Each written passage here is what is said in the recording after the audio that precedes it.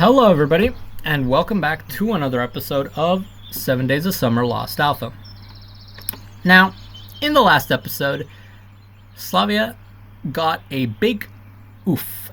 I don't know how well that's going to go over, but it does mean that we cannot attend the dance with her. I'm not sure if this is a route-specific thing, or if there's a set of choices that we could have made earlier that would have made it so that we could go to the dance with her. It's a whole thing.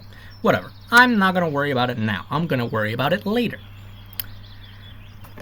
So for now, let's just jump right in. I've steeled myself for what's about to come because I see him in front of the club's building where all this bullshit started, and I know exactly what's going to happen. I sat down on the steps and hid my face in my hands, and seemed to begin to come to my senses. The door creaked rudely. Shurik came out and called softly. You know what? I've been too mean to Shurik.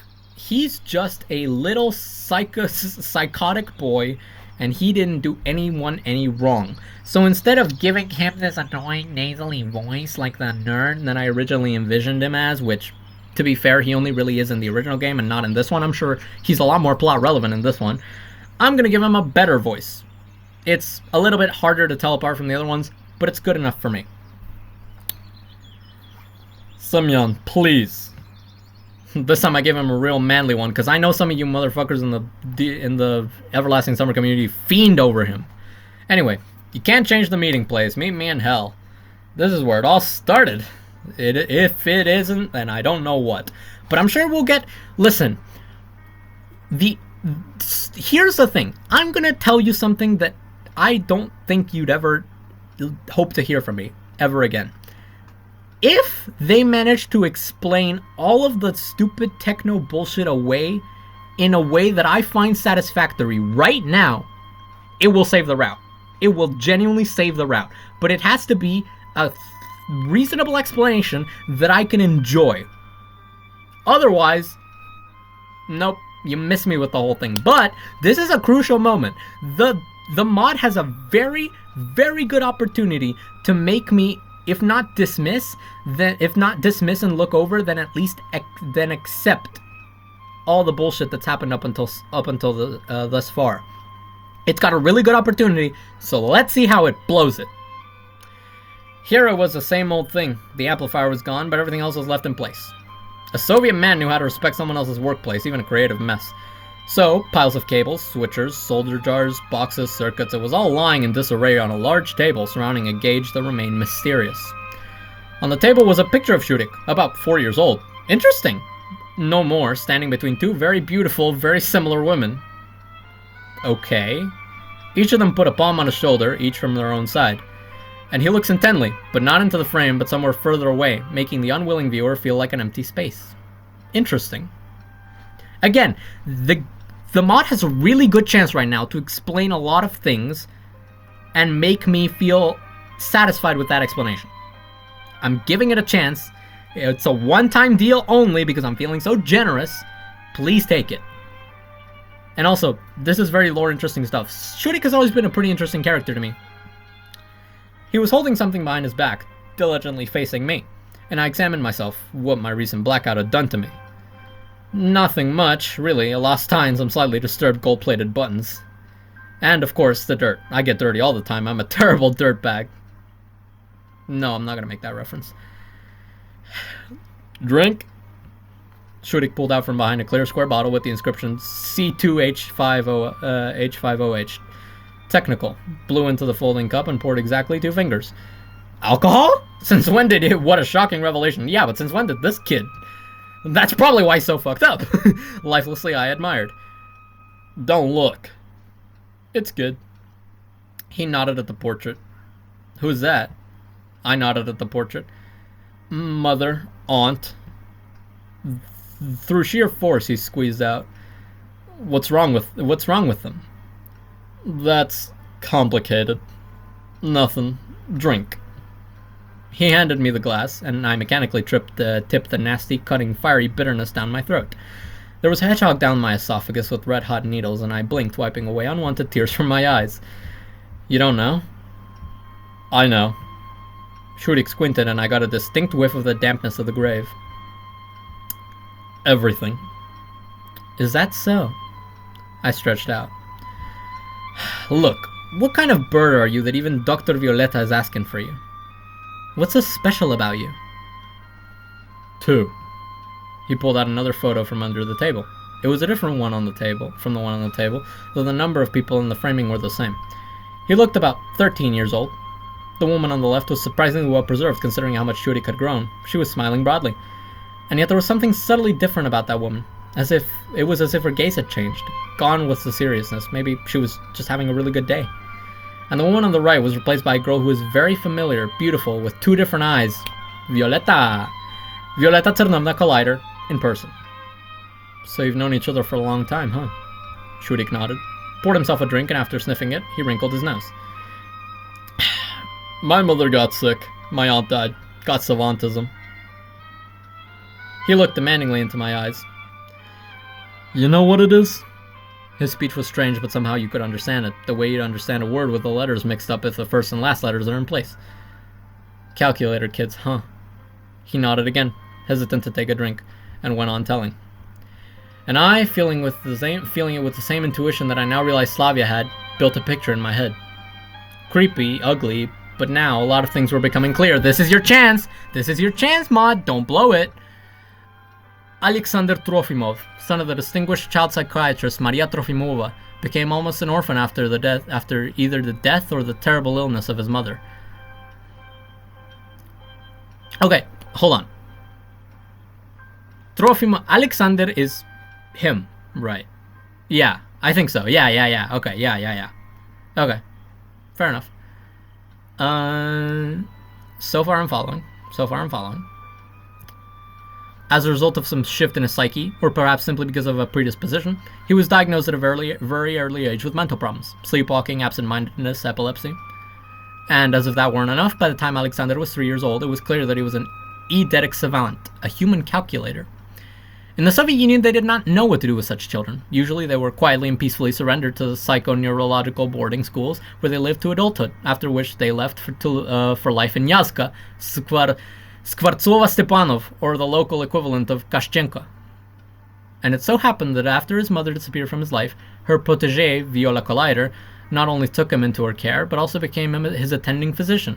She developed techniques not yet used in the Union and achieved outstanding results.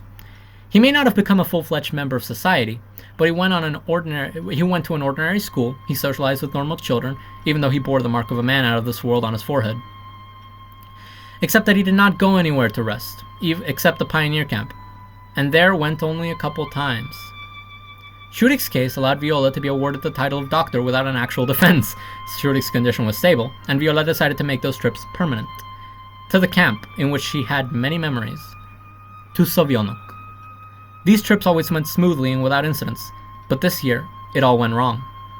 At some point, either Shurik went so crazy that he stopped swallowing words, or I finally tuned into his wave and began to understand him from half a word, but our dialogue became full-fledged. Or maybe it was because we were both already piss-drunk and speaking the same language. I've been living in a glittering black emptiness full of mathematical formulas, calculations, and intuitive rules since I was 3. I looked inside myself as if I had been asleep all my life, only waking up at certain moments when I was asked to do something, to count, to remember, or to reproduce something I had once heard. It was like I had sand in my hand, and instead of drawing with it on the glass, I would let a little bit out of my fist and squeeze it again even tighter. 10 years. Shall we go outside? I was starting to get a little queasy, and some fresh air would be nice. The cyberneticist looked at me confusedly, then shifted his gaze to the glass. Finally made up his mind. Dipped the glass down his throat, squinted, blushed, grabbed the can of water. The Adam's apple went up and down rapidly as Shurik drank the aftertaste away. Even this is a lot more interesting than the, techno stuff, but I'm not sure if it's related. We went outside and took a seat on all the same steps that this silly story was revolving around. Sunshine, warmth, spring. Hello, the boy with the funny glasses. Viola smiles, hiding hopelessness behind glass lenses. I haven't told anyone, but I want to forget everything I've been taught. I want to try something new. She's 23, she's just graduated yesterday, she's an ardent fan of Maria Trofimova, the mother, and she really, really wants to be useful. But, sometimes even I think we shouldn't treat it. There's no reason to. I like you like that too. capable of counting everything and anything in the world. We tried different things, and for a very long time, tests, analyses, techniques too complicated even for my understanding, and then one day, the emptiness began to recede. I really liked the music. At first, individual sounds and colors started to appear there. It was as if I was peeking at the world by pulling back the curtain of the window a little. And Viola helped me bend it back more and more. The world, illogical, incomprehensible, not always subject to mathematics, frightened me. But it was beautiful. I fell in love with it and was as grateful as I could be. I learned how to look after myself. I learned how to talk to people and even hear what they say back. The emptiness was gone almost completely, leaving me only a small island in my head. And I go there, hide if things are bad around me, go back to a childhood full of numbers and formulas. But after the buzzer I had assembled from my own blueprints hit my brain, technology from the Youth Popular Soviet magazine, which has been published monthly since 1933. I never actually thought about it. Where could I have gotten such schematics from? They don't print such things in Technology for the Youth, right? Where did the schematics come from? Quiet whispers in the evening air. He shook his head, resting his palms on the porch steps. I can feel something leaving me, and its place is taken by the emptiness, and I don't want it back. He sobbed. I want it like this. I'm not going. I'm not going. Calm down. Don't you understand? I tried to multiply the simplest 4-digit numbers in my head this morning, and I couldn't. So what? I shrugged my shoulders. My ceiling is 3-digit numbers, and those are slow. Semyon, you don't understand. The emptiness where I'm slowly going is not my savantism, stifled and almost defeated. It's something else. There's no numbers, there's nothing there at all. Real nothingness, worse than death. Probably just a process reversed. Semyon, please! I lived in that state for 10 years. I know what it is, and this?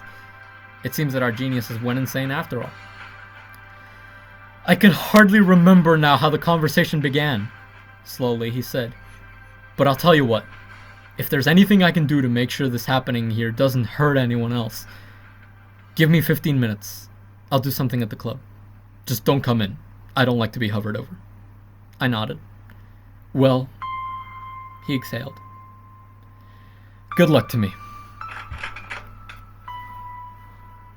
And vanished in the bowels of the club, leaving me alone.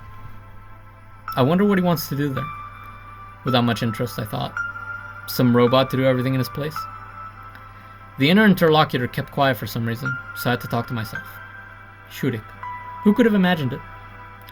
The imagination gave me a picture similar to the creation of the world. First, you're like an invisible spirit dwelling in the emptiness. And then you begin to demand from it. Let there be this, let there be that.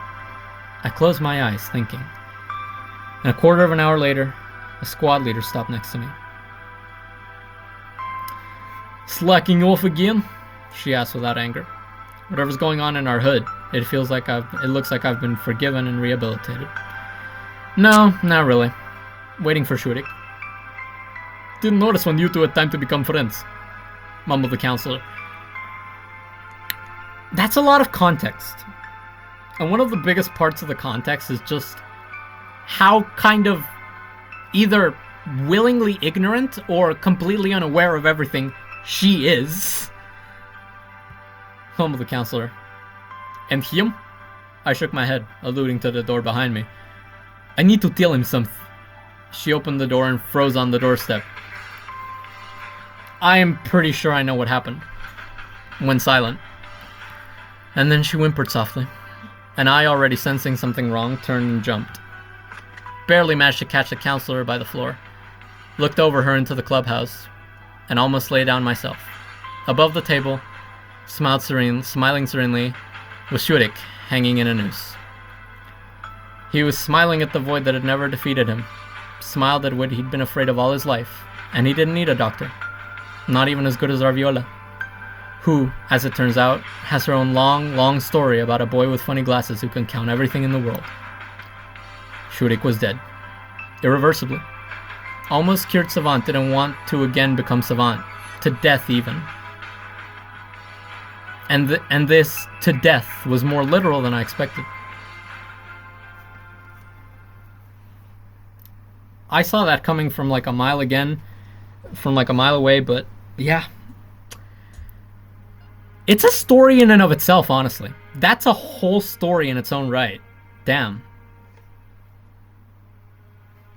Kind of wish we'd have gotten more time with Shurik, but it really do be like that. Jesus. Wow. I'm not too shocked by it. It's not...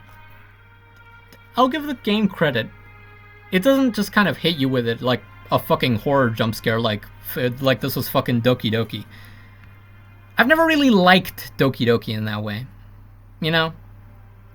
It treats the whole thing like a big old jump scare for you to be like, oh my god, it happened.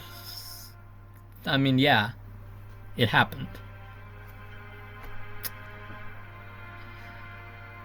Things happen. People were walking, laughing, loving. And it was strange and wild to realize that they were living there, happy, and yet there was one less universe in the world. Nothing has changed anywhere. No new entry has appeared on the tablets of heaven. No stars have been lit or extinguished. Nothing has changed. Just Shurik hanging in a noose. There's a tiny bit of happiness happening on the dance floor. Some girl finally waited and was asked to dance by a boy she likes. Or vice versa. A boy is turned down for a dance by a girl he has long cared about. And Shurik hangs in a noose. I didn't watch what happened next. One must respect another's right to die, even such an ugly one. I think I've gone senile again. Or maybe it's the alcohol, I don't know. I'd almost forgotten that Slavia was in a state suspiciously similar to a coma. That the damned infrasound grid doesn't scare the rats, but cripples the psyche. That somewhere beneath is an absolutely similar abomination in killing power, only made in a more advanced form of mist. Technological evolution? A more advanced model? I couldn't do anything with the buzzer or the fog. Nothing at all. But at least I could hold the hand of the one that matters most. Criminally little. Go ahead. I walked across the concrete slabs of the pathway, lit by round lanterns, and knocked twice on the flimsy plywood door. The door was unlocked by Viola, disheveled in a wet and crumpled robe with long, ugly mascara stains down her face. Without saying anything, she grabbed me by the collar, dragged me into the room, and slammed the door. Planted me, almost tossed on the leather couch, exhaled, deflated. She took out the alcohol, splashed it on the beakers, and didn't even take a bite. She cried. Only I forgot what it is to cry. Only all that pounding and pounding under my diaphragm is a frantic, misplaced cry prayer. Please, a miracle, miracle. There are no miracles. I would have laid down my own soul. Your little fool has worn herself out beyond recognition. Plus, she has an individual intolerance to low-frequency signals. She made a futile effort over herself, trying to pronounce the name of the man who had become her first patient, the first person into whose life she had managed to bring light. He told you what happened to him, didn't he? Our shared story. She poured more. It's like wiping down a dirty window. There's more and more room for the light. At some point, there's nothing in the way of it anymore. Except that you're sitting on the other side of the glass after all, and the world is there. Monitor windows. Monitor. Modem. Mouse. Revenge. I have alprazolam, a little pill, and you'll remember this day as something you dreamed up and not dangerous. Then why are you yourself not drinking it? Viola jumped up, smashing her knuckles as hard as she could against the table. Because I'm stupid and guilty, I have to suffer. You know about the letter? I shook my head. It's better not to think at all. Better to tear my heart out and look at everything with detachment and indifference. The letter. Viola pulled a folded sheet from her pocket and began to read. Please don't blame anyone for my death. It's my own fault. It was a bad idea from the start to build a camp here. I thought for a long time, while I still could, about what that thing downstairs was for. But I couldn't come up with anything, or maybe it's just that I can't think straight anymore. Anyway, no one else should encounter it, because this thing kills people. It killed my mother. I know that now. It's the same thing that's happening to me. So it's a family thing. God, I wish the story had ended back then, in the old camp. or hadn't started at all, then maybe my aunt would still be alive. Foolish dreams. I couldn't think of anything smarter than go and see for myself. Forgive me for that. But I don't want anyone else to get hurt by it. I don't want any more kids walking around this abomination. I hope they don't move the camp this time, but close it down. Viola, don't be mad at me. Take care of the other kids, and thank you for everything. God is Slavia. God is Slavia. Shh. Viola was silent. You can lie in the isolation room if you want. Finally, she said. I think you'd better wake up together. You have so little of each other. I guess after what I set up tonight, I won't be too happy if I show up to spend the night alone at home. So it would be wise to heed Violeta Tsarnovna's advice.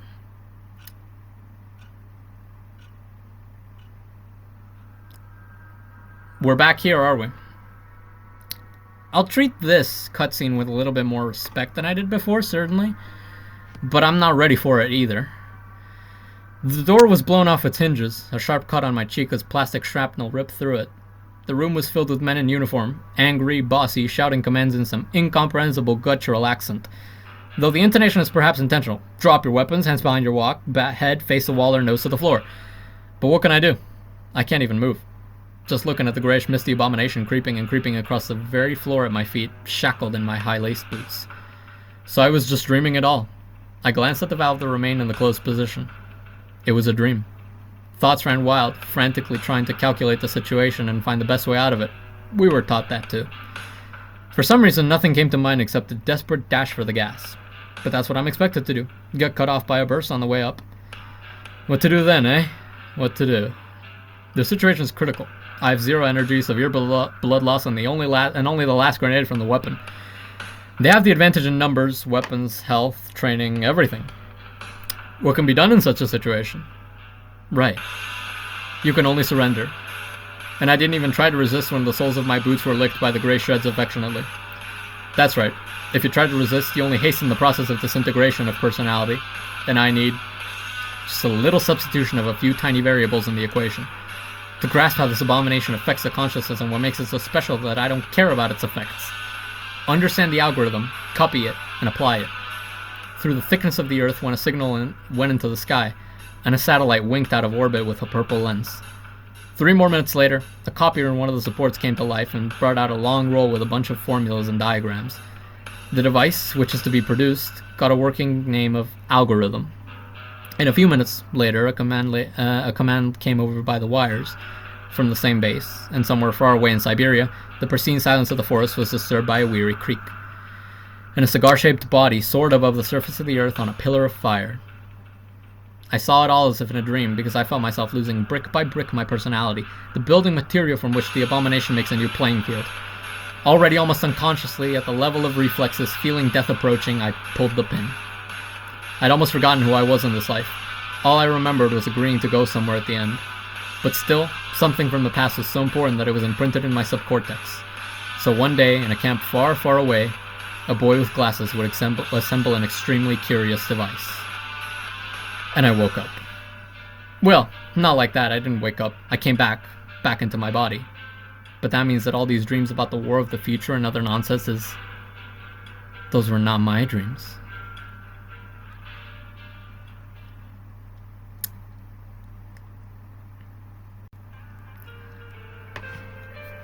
I'm gonna have to watch that episode, I'm gonna have to watch it back. Jesus. You know what? It was a great chance. It was definitely a great chance. I give it like a 6 out of 10. Pretty good effort. I'll take it from here. The bed was definitely not mine. I was as used to mine as it had the tension boarding, heavy sprung, rigid. Here I was like on a feather bed, sagging all the way to the floor. My neck stiffened from the unaccustomed position, and I opened my eyes without risking to move sharply. Hello. Without opening her eyes, Slavia purred. It's nice to wake up with you by my side. I like it myself. But I don't like how far away you are. It's decidedly no good. Go and warm the girl, Lieutenant. Do you hear? The girl insists. An offer impossible to refuse, I muttered, moving from my bed to hers. I had that 17-year-old feeling you get when you finally get your hands on the sweet stuff. Like a little kid, except it's not a kid's toy. But the reaction is the same. You'll binge until you puke. When I was about 12 years old, one day at the camp where I was spending my summer, they put out a whole tub of cranberry blackberry morsel, to which I was a big fan. I drank it until I was so drunk that just a little more it seemed I would pour through my nose and my ears from a sudden movement. Same situation. Lock us in a hyperbaric chamber and suspend us in Pluto's orbit, leaving only the oxygen supply to support us. And there, we won't freeze to death ourselves. Just hug me, please.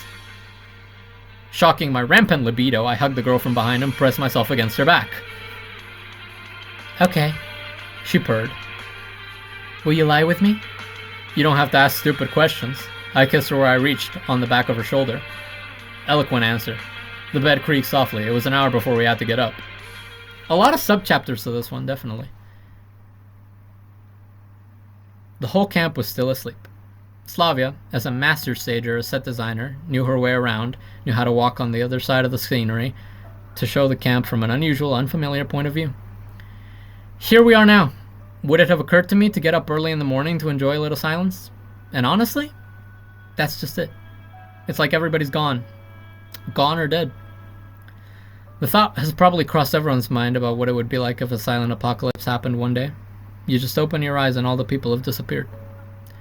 Gone into oblivion, leaving behind as a living monument all their infrastructures, the contents of their store shelves and warehouses, leaving you alone on an entire planet.